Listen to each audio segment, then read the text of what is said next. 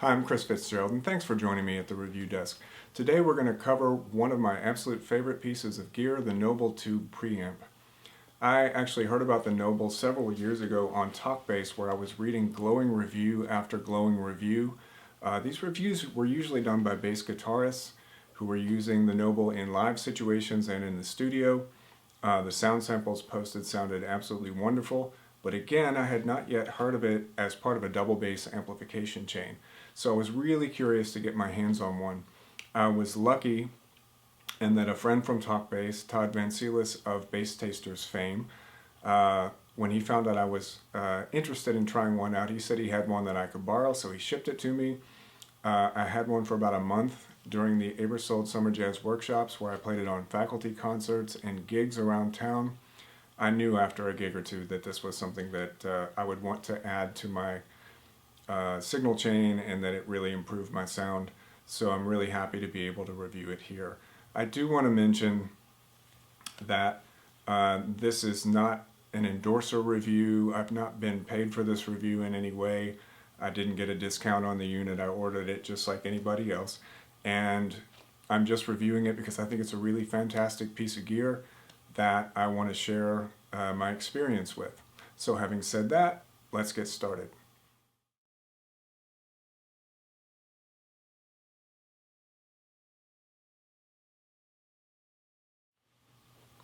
This review will be divided into three parts. In the first part, I'm going to show the unit itself, talk about its features, and a little bit about how it's made.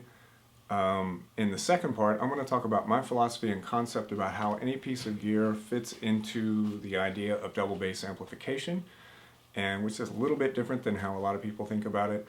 And in the third part, I'm going to be introducing the various clips where I'm playing and displaying the sound of the Noble as it blends with the sound of the bass, and talking about some of the different things that I'm looking for there.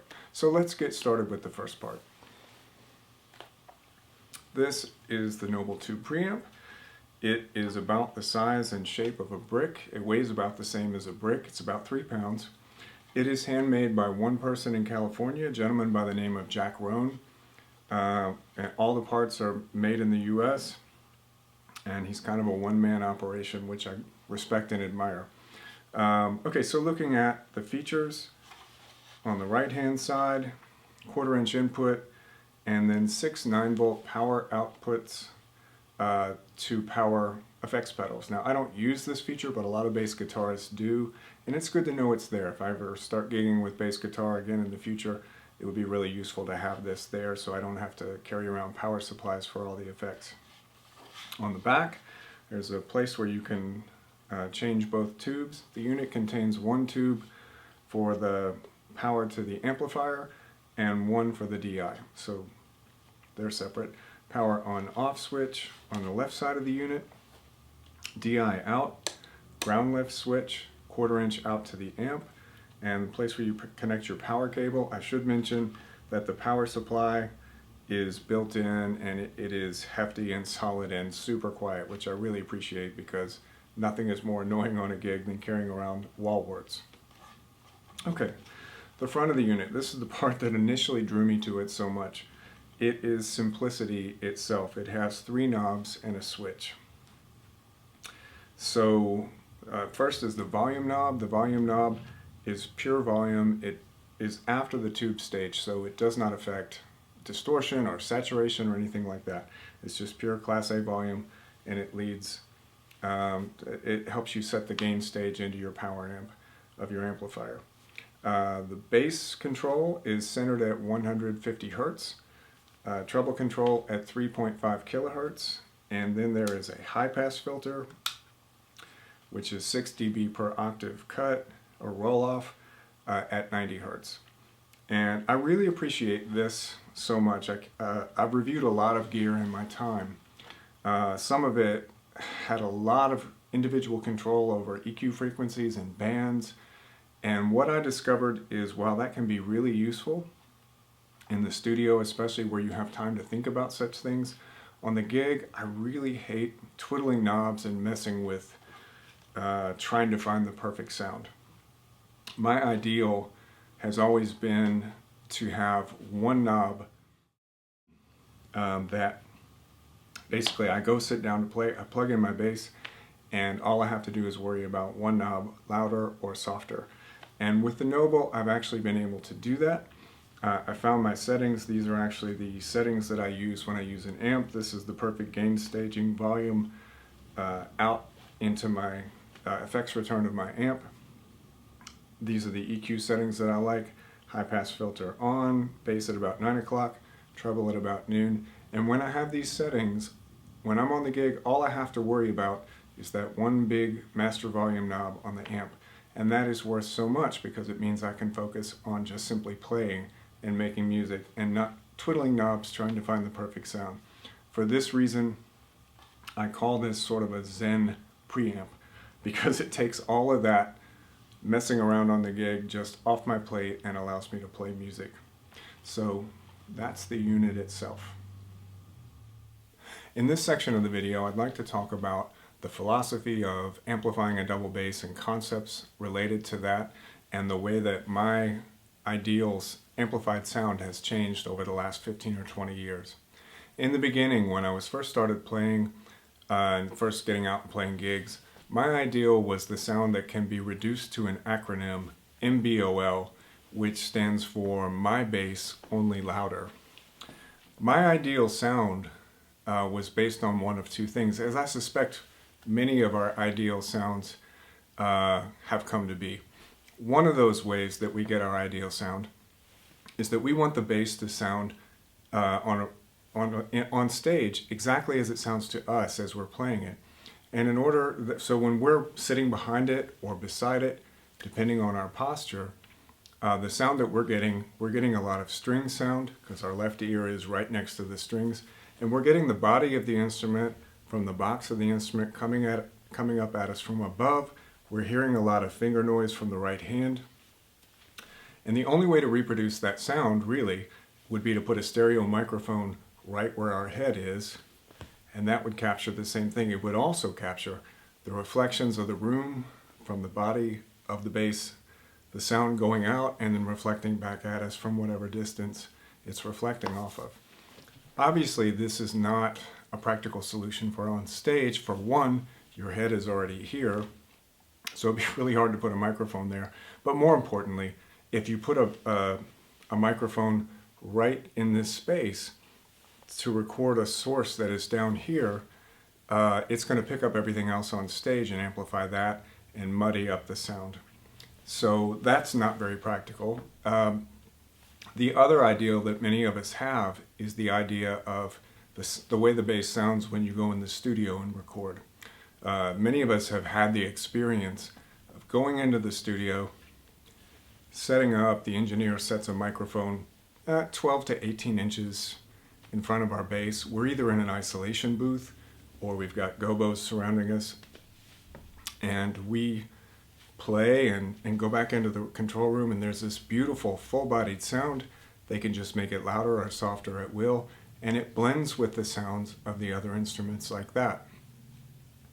Problem with that scenario is exactly the same as the first one, which is that on a live stage, that microphone is going to pick up the sound of everything around it, the drums, the guitar, the saxophone, everything, and it's going to amplify that, and that's also going to muddy up the sound. And the third problem with this scenario, in addition to microphones being impractical, is that this idea of my bass only louder, we need to consider my bass only louder from what perspective as relates to the audience. So if we're playing for the audience, what we're actually getting at is somebody who's sitting 10, 20, maybe even 30 feet away. What are we going to sound like to them? And this is something that, as a younger player, I didn't consider very much. I just thought I wanted to sound great where I am, and everyone else out there can just take an extension of that. And I just assumed that it sounded the same out front as it sounded where I was sitting. As it turns out, I was very wrong about that, and this was probably the cause of that 5 to 7 years I spent experimenting with microphones, trying to get this perfect on-stage sound that never really seemed to work from the audience's point of view. So in order to illustrate this point, I'm going to do the best I can in the limited space that I have. So this room is about 15 feet this way, 16 feet that way, 10 feet ceiling. And to illustrate the difference between what a bass sounds like from 1 foot away, the microphone 1 foot away, and what a bass sounds like from 10 feet away with the microphone 10 feet away, I've made 2 recordings done just like that. I'm sitting right here, and I've got a Zoom H6. So the first one, I've got it 1 foot from the front of the bass. On the second one, it's 10 feet away from the front of the bass. And I think when you, and I'm trying to play exactly the same line, I think when you listen to these 2 clips, you'll discover that those 2 sounds, right up near the bass and further away from the bass where the room has had a chance to affect it, are 2 completely different sounds. So when we say the sound of my bass only louder, which of those sounds are we thinking of? Take a listen and see what you think.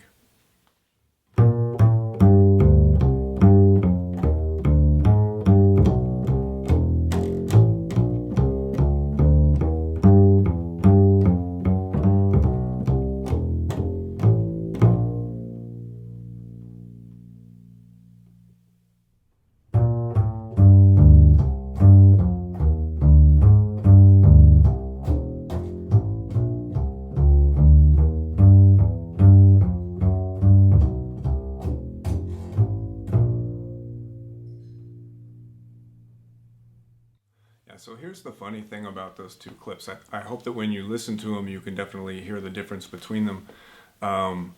When I listen to them, even though I'm the one who recorded them and mixed them and was able to see them on meters, I know from looking at the meters that the second clip was actually louder than the first clip by a little bit, and I left it that way because I think what's interesting is that the first clip is far more present and seems louder. It has more energy and presence to it, and that's because of the frequencies that are picked up when you're close to the bass as opposed to the frequencies that are picked up when you're back from the bass, 10 feet away from the bass. So it brings up an interesting question for us. If we're playing for the audience and for the overall mix of the sound, my bass only louder, if you get it to sound like the first example on stage, it's going to sound like the second example at best out in the audience, and that's only 10 feet away. That's about as close as most audience members can be in most of the places I play. In most instances, they're further away than that. So my bass only louder, I would put a couple of asterisks by that no matter what if you're considering the audience.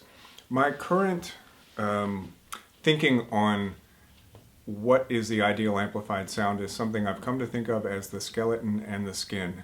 Not very catchy, I know, but hear me out. So to me, the acoustic sound of the bass is what we really want to get across. We want that sound. For me, the sound that I want is very much like that cut that we just heard from 1 foot away. That's a big, punchy, present, but still warm sound that mixes amazingly well with an actual ensemble, with actual other musicians on stage. It holds its own with the sounds of the other instruments. The second one is much more likely to get buried in the mix and to not really have the same presence as the first one.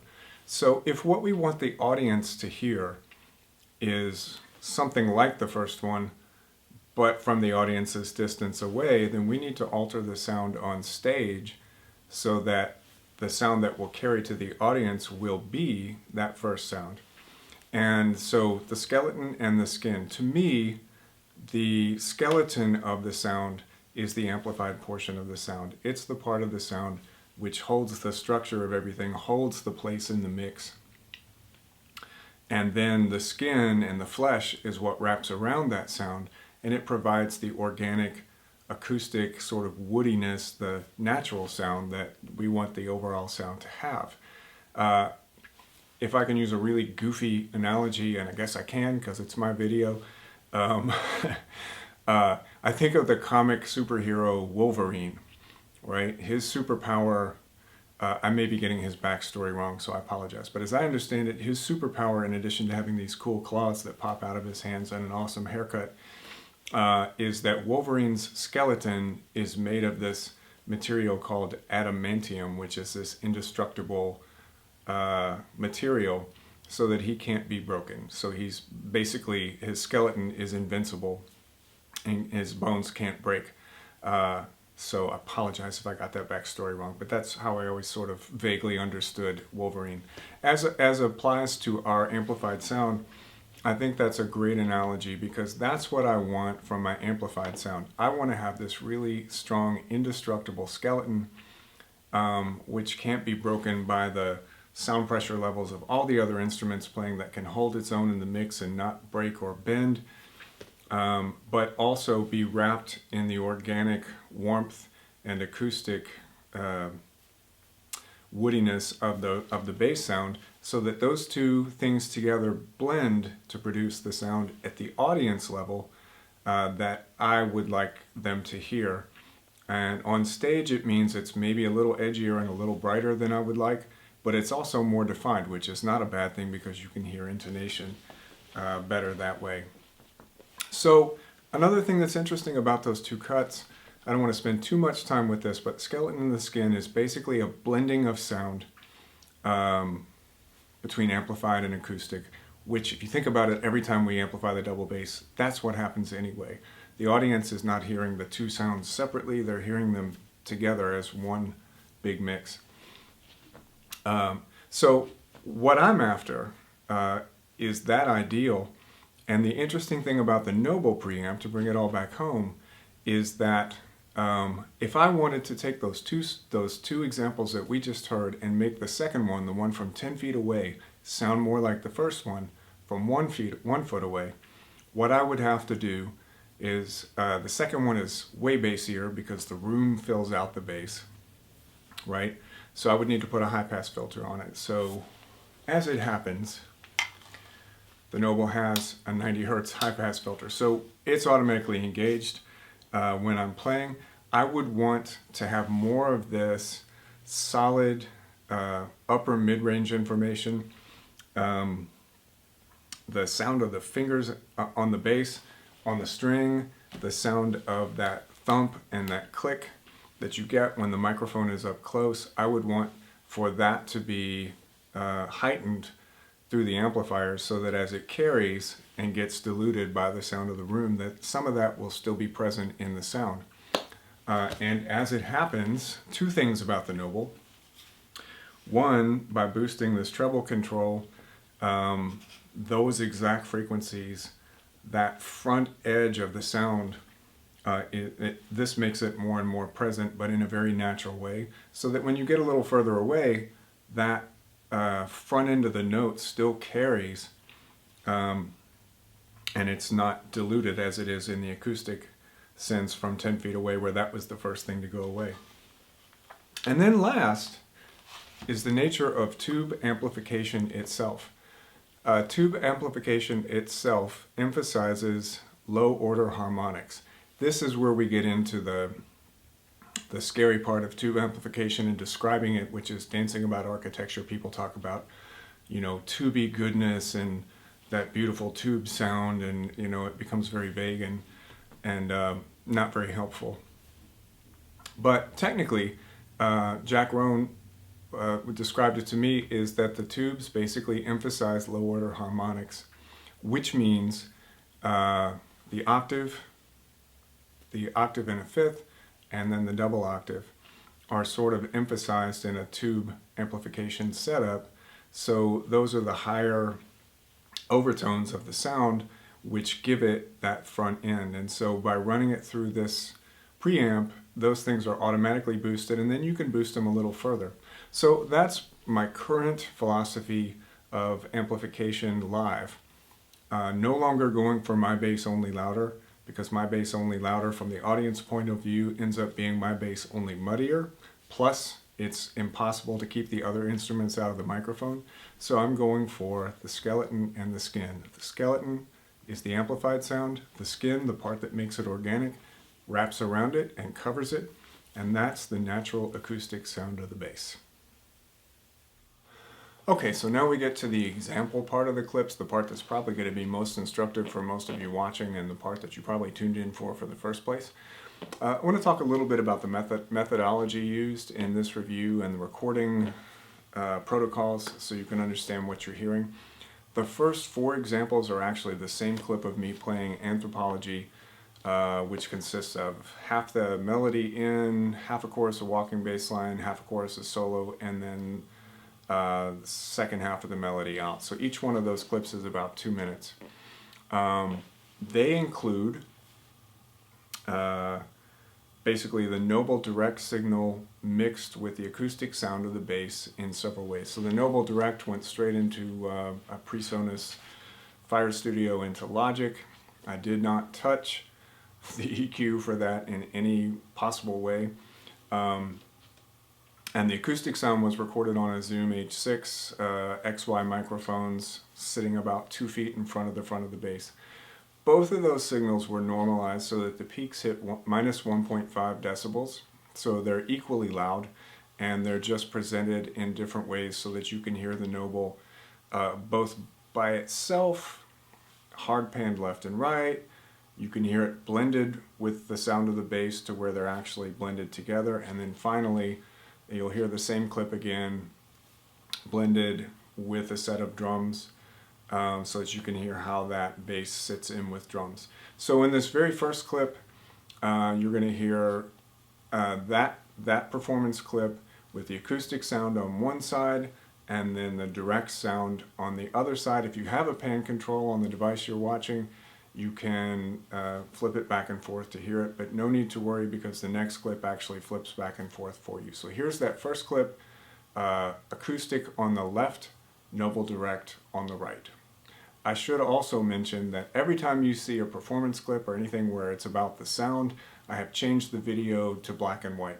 So if you're scrolling through the video trying to figure out when is there talking and when is there playing, you will always know that the black and white parts, that's during the playing examples, and you'll see these text boxes on the screen which will tell you what's going on, which version it is that you're hearing, and what you're hearing on each channel. Okay, so here's the first one, acoustic on the left, Noble on the right.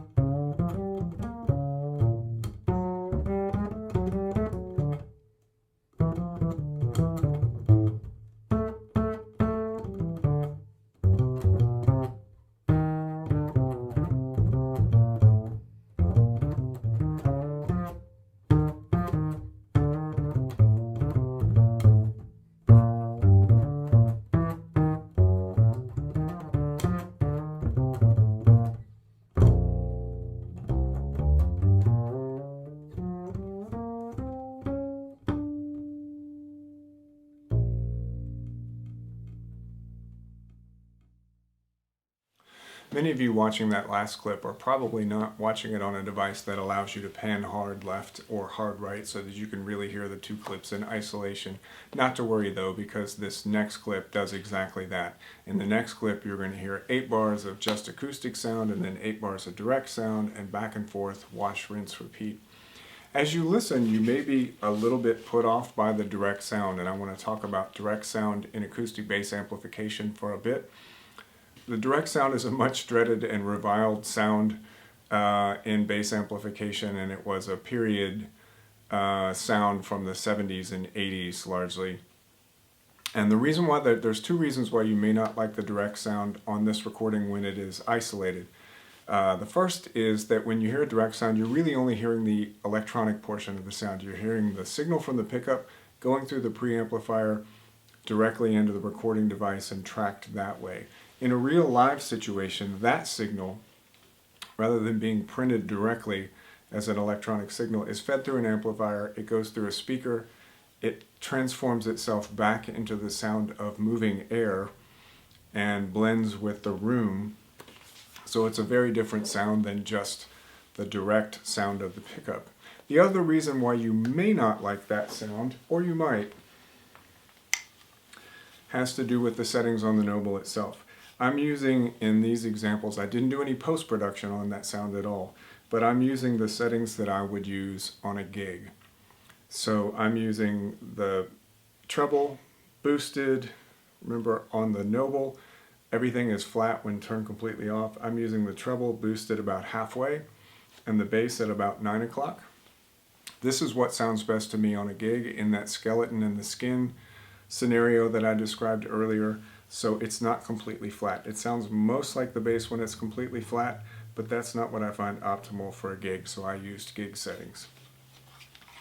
So, as you listen, don't tune out completely when you hear it, because the next clip is going to be the sound of the MBOL and the sound of the acoustic bass blended together to where they are indistinguishable from one from the other. And that's where the MBOL really shines in live amplification. So here it is, back and forth, acoustic, direct, acoustic, direct. See you on the other side.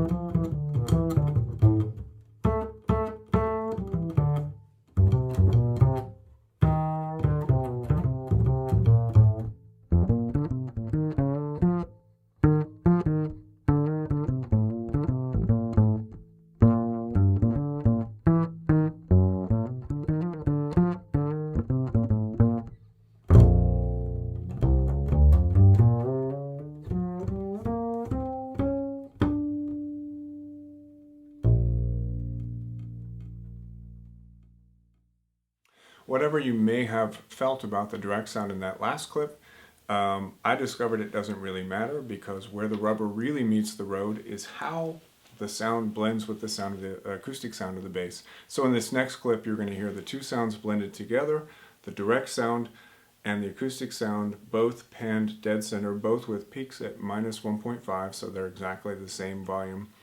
And this sound is getting closer and closer to the sound that I want to hear on a gig mixed with other instruments. So here that one is.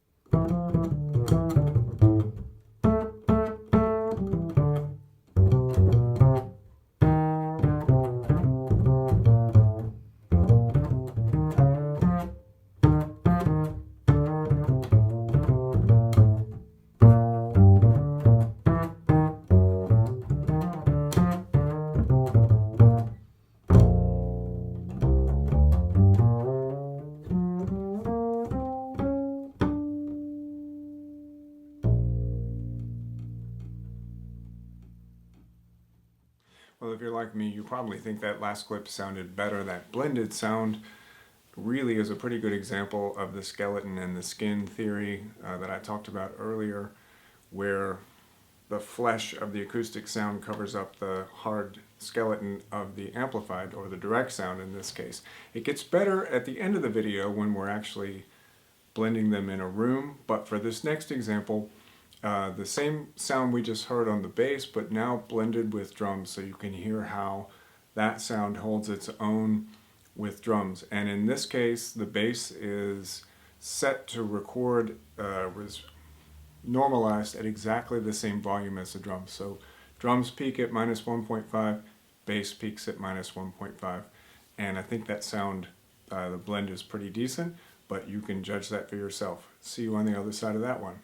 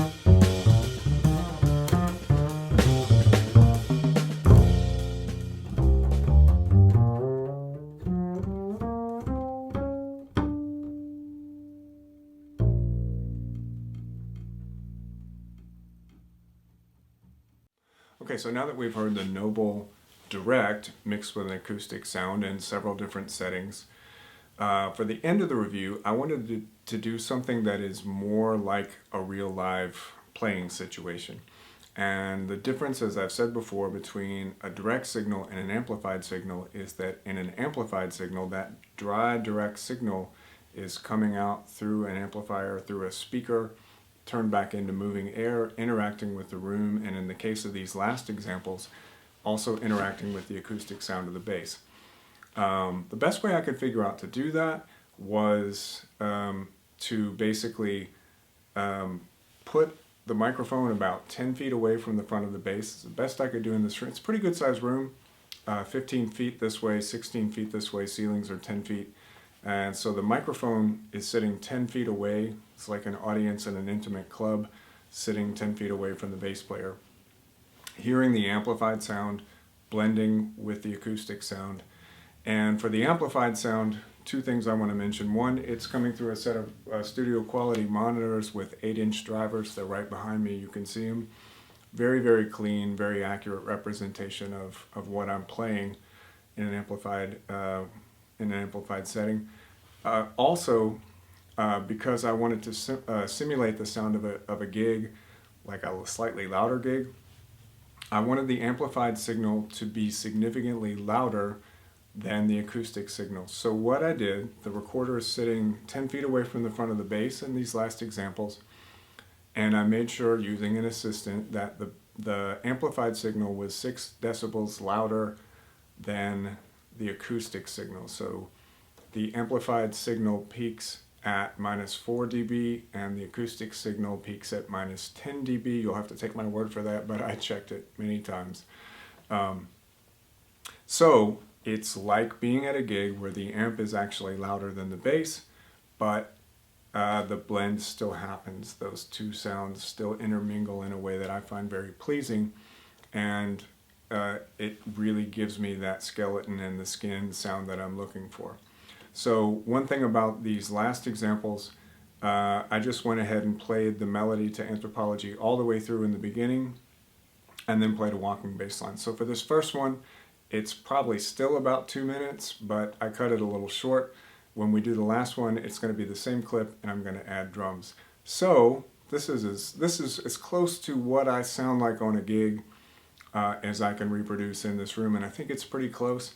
I hope you like it, but see what you think. I'll see you on the other side.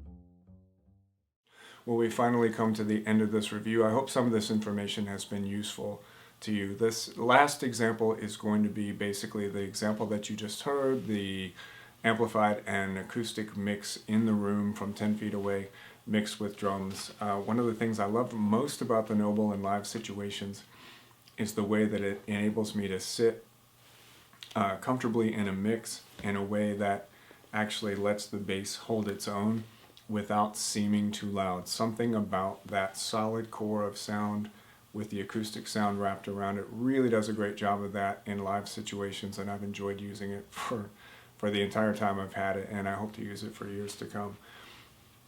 Anyone who knows me knows I don't buy a lot of new gear. I don't change my gear very often. I've had the same bass for 15 years, the same amplifier for 10 years. Heck, I've even had the same strings on that bass for the last 8 years. What the Noble gives me is this very simple peace of mind. I know that it sounds good. I've tested it. The people I play with all love the sound of it. And what it gives me is this ability to go in on a gig and play and only have one knob to worry about, the master volume knob on my amp. So again, I plug it straight into the effects return. I usually don't play with the settings at all on the Noble, and all I have to do is turn my volume up or turn my volume down, and I can focus on making music. And for that reason, that's why when anyone asks me about it, you know, like, what would make a preamp worth $1,000? Yes, it's the sound, but it's the simplicity of the sound. What it does is it provides my live sound more clarity, more presence than it had before, and all I have to worry about is just making the sound louder or softer. To me, that zen factor of this thing is what really makes it amazing, and why I love it, and why I was more than happy to pay for it, because now I carry that sound with me wherever I go. Okay, that's it for this installment. On the way out, same track you heard before with drums. Feel free to send me your comments or questions. If I left anything out, I'll try and fill in any details that I left out.